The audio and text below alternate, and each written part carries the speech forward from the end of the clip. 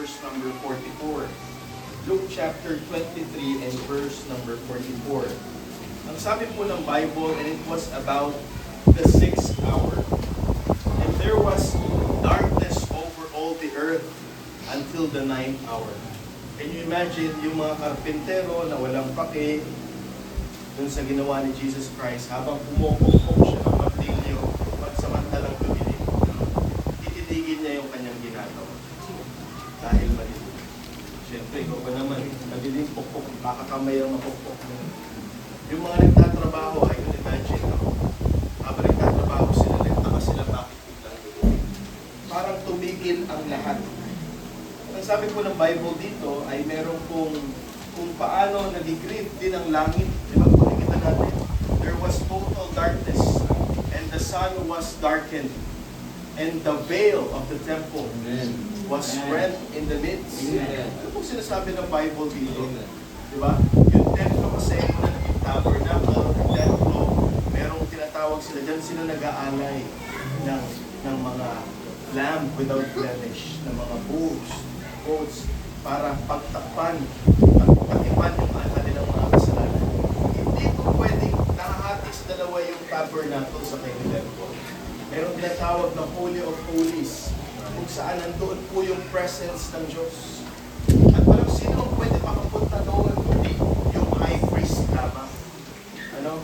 Meron silang Day of Atonement na tinatawag, na every year gagawin nila. Papasok doon yung high priest at sprinkling doon sa mercy seat o doon sa Ark of the Covenant yung dugo ng lamb na pinatay nila na without blemish para ipagtakpan na to cover.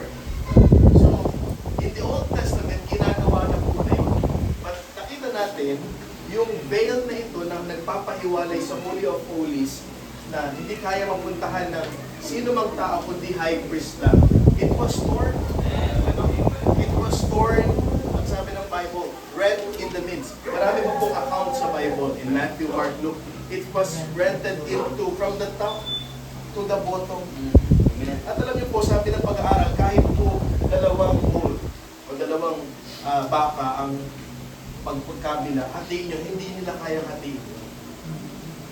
But when Jesus Christ giving His life on the cross, nung malapit na siyang mamatay at ma-fulfill niya na yung ginawa niyang sakripisyo, it was rented. Bakit? Ang nagpapakita that everyone can come to the Father. Amen. Everyone can now come to Jesus, to the Father by what Jesus Christ has done. Amen. So yun po nagpapakita na ngayon po ang tao ay pwede nang directly pumunta doon sa Holy of Holies. Hindi doon sa templo, kundi mga kapatid, tayo po, meron na tayo, pwede na tayo magkaroon ng pagkakataong mapunta ng langit kung tayo po ay sasampalataya kay Jesus bilang ating Diyos.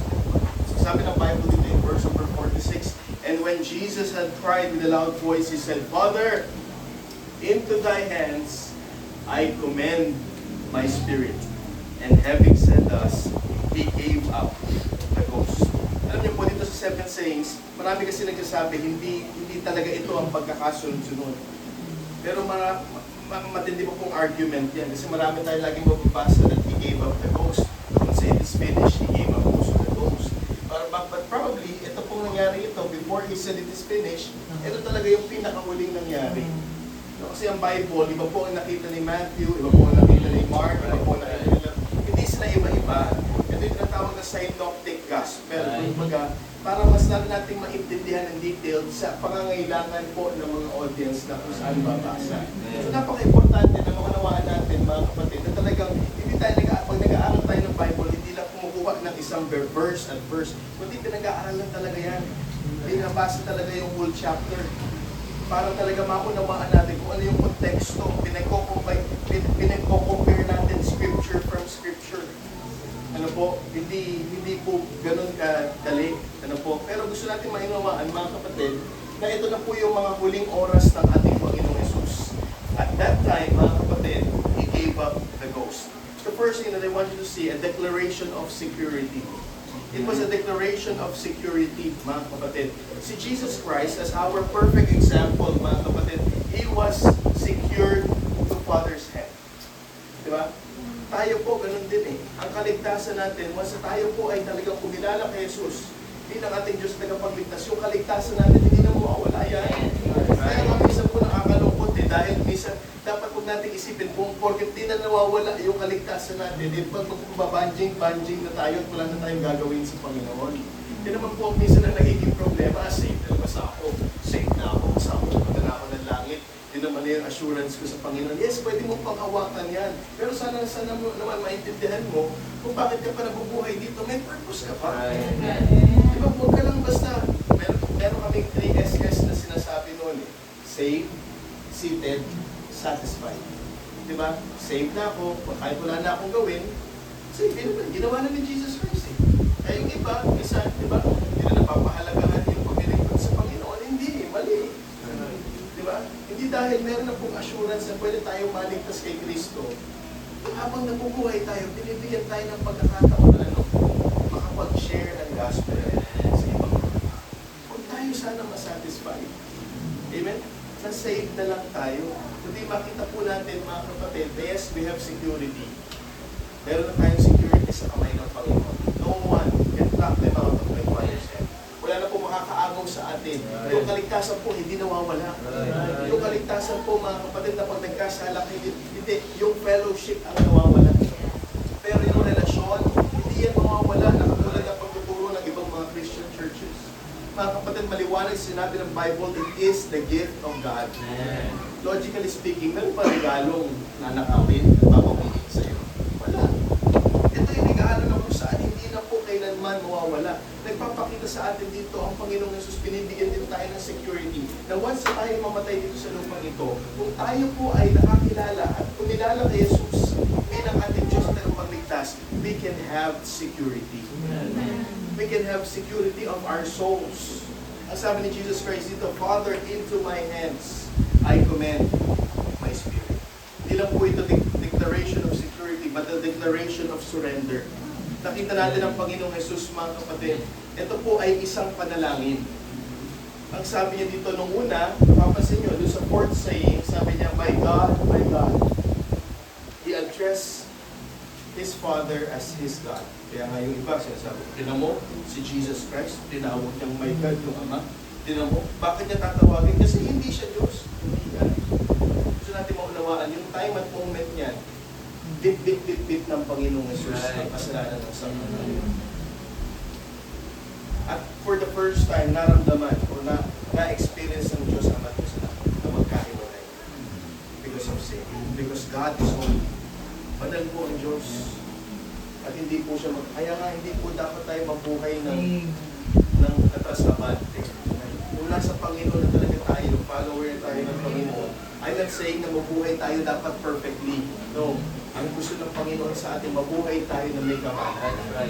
Sa ibang mga tao, kabado yan eh. Diba? Banal-banal, diba? Church ka. Ano bang ginagawa sa hindi sa church na yan?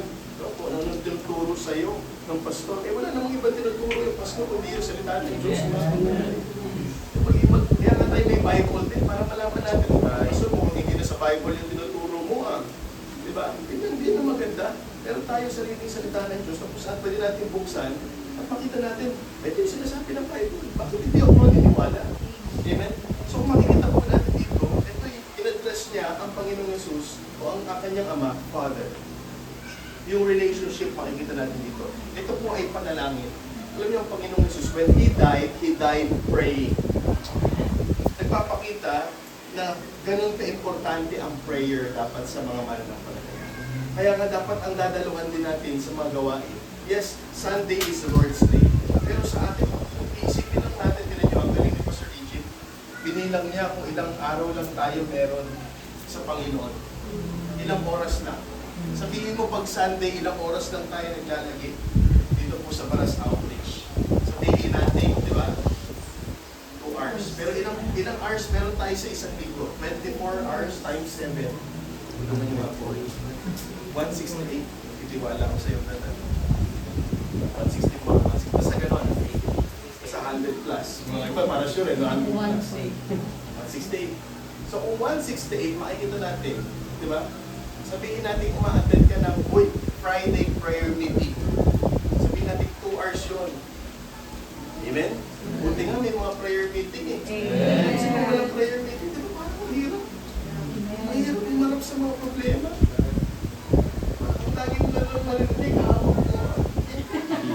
Ito lang lagi mo narinig. Diba? Masyado tayong polluted ng mundo, diba? Social media, pagkakita natin yung iba nating kasama, nagtatagumpay na sa buhay, parang tayo, naiingit tayo, diba? Parang walang kapayapaan. Isipin 2 hours lang. Doon po sa Antipolo, 2 hours din, sabihin natin, Wednesday. No? Sunday, ilang oras po tayo sa church. Dito po sa Maras, sabihin natin 3 hours, max na yun, nakapagkape na yun. Pero yung salita ng Diyos, wala po nga. Yung pagpapakain talaga, di ba? Eh, minsan ako po nalilate pa, di ba? Mahirap po yun. Di ba po? So kung titignan natin, bibilangin natin, all in all, parang 5 hours lang. Di ba? Eh, minsan nga pag Sunday, isipin niyo po, 24 hours ng Sunday, minus po pa yung 5. Yung 19 hours, ayun na. Kasi sinasabi natin, Lord's Day ito, pero yung mas malamang pa yung araw natin, yung oras natin kaysa sa Diyos. Hindi ba natin minsan nauunawaan yun, mga kapatid? Ganun po kahalaga, mga kapatid, yung salita ng Diyos, pakikinig sa salita ng Diyos, hindi lang basta makinig, kundi yung pananalangin. Kaya si Jesus Christ, He died praying. Ang sabi niya, Father, into thy hands I commend my spirit. Sa buhay niya po dito sa lupang ito, lagi natin makikita si Jesus Christ nag-pray. He lived in a life of prayer. And He died praying to His Father. Meron pong point na sinasabi ang Panginoon doon, na mahalaga ang manalangin. Mahalaga na makipag-usap tayo sa Diyos. Huwag natin isipin ang panalangin, puro lang pahingi noon. Hindi lang po paghingi ang panalangin. Kundi ito po, mga kapatid, habang nananalangin tayo, pumapayapa tayo, lumalapit tayo dun sa presensya ng Diyos. Ininalagay natin sa Kanyang kamay na kung saan doon natin nararamdaman yung serenity na tinatawag. Doon natin nararamdaman yung kapayapaan. Doon pumupunta sa atin yung peace that passeth all understanding, mga kapatid. Have you tried that? Have you experienced that sa buhay mo? Nagulong-gulo yung isip mo, tapos biglang naisip mo na lang, wala ka nang maisip na gawin, hindi lumuhod at umiyak. At pagkatapos mong lumuhod at umiyak, hindi pa nga nasusolve yung problema mo, pero may kapayapaan ka sa puso. Bakit? Kasi mahalaga ang panalangin. Gaano mahalaga sa iyo ang panalangin? If you're following the Lord Jesus Christ, mahalaga sa Kanya ang panalangin. He died praying. After a miracle, He will go to the mountain and He will pray to the Father. Mahalaga ang panalangin. He died praying. He died trusting God. Amen? Into my hands I commend my spirit. Dapat ganoon din po tayo. Hindi lang sa mahihirap na sitwasyon tayo nagtitiwala sa Diyos. Hindi lang pag mataas ang gasolina at kapag mababa na naman, hindi na, we will go on our way, mga kapatid. Hindi po dapat, mga kapatid, kundi sa lahat ng oras, sa lahat ng mga minuto, walang oras na kung saan hindi natin kailangan ng Diyos. Kailangan natin ng Diyos sa buhay natin. Sabi ni Job, chapter 13, verse 15, though He slay me, kahit patayin mo ako, Panginoon, kahit patayin ako ng Diyos, yet will I trust in Him. But I will maintain my own ways before Him. Minsan tayo, hindi lang matupad yung gusto natin doon sa solusyon ng problema, Panginoon, hindi Diyos. Pero sabi mo nga lagi, at the end of the day, lagi mo sasabihin, salamat, Panginoon. Dahil marunong ka kayo sasabihin. Kasi kung naganap yung kagustuhan ko sa solusyon ng problemang ito, mapapahamak. Pero salamat dahil mas mahusay ka, mas magaling ka, Diyos ka sa akin. Amen? He died submitting to God. Si Jesus Christ, mga kapatid, walang oras na refuse niya yung magustuhan ng Ama sa Kanya. In His human flesh, mga kapatid, mananalangin siya, sasabihin niya, yes, Lord, nakikita ko sa pagiging all-knowing ni Jesus Christ. Minsan nga, alam niya yung iniisip ng Pariseo.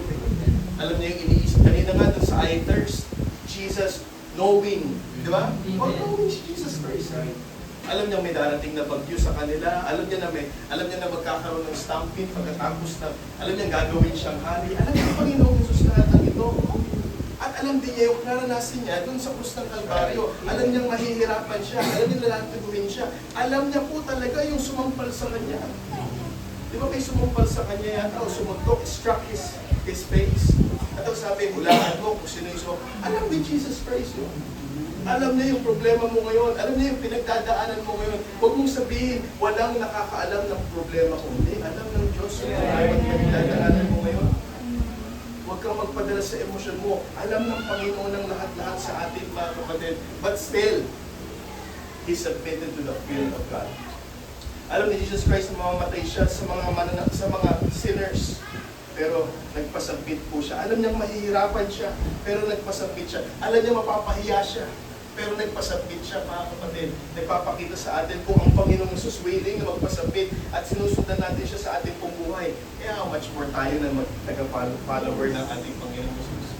Dapat magpasubmit tayo dun sa kalooban ng Diyos sa ating buhay. Kalooban po ba ng Diyos na tayo po ay magbasa at pakainin ang sa ating kaluluwa ng salita ng Diyos? Yes. Kalooban ba ng Diyos na tayo manalangin? Yes. Kalooban ba ng Diyos na tayo mag-offer ng worship and offering sa Kanya? Yes.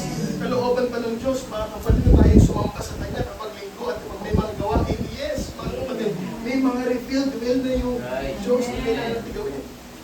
Ang hinahanap na lang natin, mga kapatid, yung mga kalooban niya na hindi pa natin alam. Pero mga kapatid, sabi ko nga, kung ipapakita ng Diyos kung yung lahat ng will niya, baka hindi natin sundin. Pero bakit hindi pinapakita ng Panginoon? Kasi gusto niya akong magpangka na may pananampalataya. Kasi meron kang sariling kalooban eh. Kaya lang naman tayo nahihirapang sumunod sa kalooban ng Diyos dahil may sarili tayong kalooban. Ayoko pumunta. Tinatamad ako. May sakit ako. Mahihirapan ako. Pero si Jesus Christ, bagamat nahihirapan, bagamat alam niya yung gagawin mangyayari sa kanya, iniisip niya na mas the best kung susunod siya sa kalooban ng Ama para magkaroon ng kaligtasan. You will never go wrong if you will follow and seek God's will. And how can you know God's will? Here. The Word of God. Here, by listening the Word of God. And also, by doing the will of God. Huwag lang tayo laging nakikinig. I-apply din natin. Ako laging hindi sinasabi. Dumating ako sa time na nagmamature na ako bilang isang Kristiyano. Dati kinig lang ako na kinig. Okay. Lumalaki lang yung ulo ko. Pero hindi ako sumusunod sa Diyos. Itong line ko sinasabi, pag meron ako narinig na preaching, yun ang gusto ng Panginoon sa akin. Gawin ko at ituro sa akin. Ngayon, itong gawain na ito, baon-baon niyo po ito mamaya pag-uwi niyo. Bukas sa mga harapin yung problema, kasi ganun eh. Dito parang walang problema, limot mo lahat ng problema, pag-uwi mo, doon na tunay na testing. At ang gusto ng Panginoon, i-apply mo, inarinig mo. Kasi doon na talaga kikita sa Panginoon. Pag naniwala ka niya doon sa kanyang salita, maraming Kristiyano kulang na kulang sa application. Narinig na magbigay sa gawain ng Panginoon. Narinig na maging tapat sa Panginoon. Narinig na magtiwala sa Panginoon. Hindi pa rin ina-apply sa buhay. Kaya ang buhay masalimuot, ang buhay napapahamak, ang buhay ay paikot-ikot lang. Bakit po? Dahil hindi sumunod tutong i-apply at sumunod sa kalooban ng Panginoon. Iba yung narinig mo sa ginawa mo. Amen? At si Jesus, ginagawa niya lagi. Yung kalooban. He died honoring God. Amen? Nung nagpasabit siya sa kalooban ng Diyos, wala pong instances sa buhay niya na nag-disobey ang Panginoon. Habang namamatay ang Panginoon doon sa krus sa Kalbaryo, na-honor po ang Diyos Ama. Amen? He is the propitiation. Na-satisfy ang Diyos Ama doon sa ginawa ni Jesus Christ, that He is the Lamb that will take the sins of the world. Kaya mga kapatid, sa buhay po natin ngayon, sana po maging honor din ito sa atin. Ano po ito para sa atin? Sa atin po pagkatapos. Ang sabi ng Bible, as disappointed unto men once to die, but after this to judgment. Nakatakda sa atin ang kamatayan. Pero sana po, dito sa ating lahat, sure na tayo. At kung sakaling kunin tayo ng kamatayan, yung ating katawan babalik sa alabo, yung ating kaluluwa, matutungo sa kanya. Amen. Pwede mo masigurado na kapag kayo namatay, meron kang security. Pwede mo masigurado na kapag namatay ka, hindi ka matatakot. Alam mo pupunta ka sa langit. So pwede po, yes. Ano kailangan mong gawin? Simple. Believe, sampalatayahan,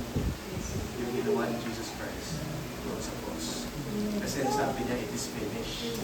Kasi ang sabi niya, handa siyang magpatawad. Amen? Kasi ang sinabi niya, tapos na. Pinagbayaran ko na para sa iyo. Ang kailangan lang natin, mananampalataya. Ano pong umipigil sa tao? Pride.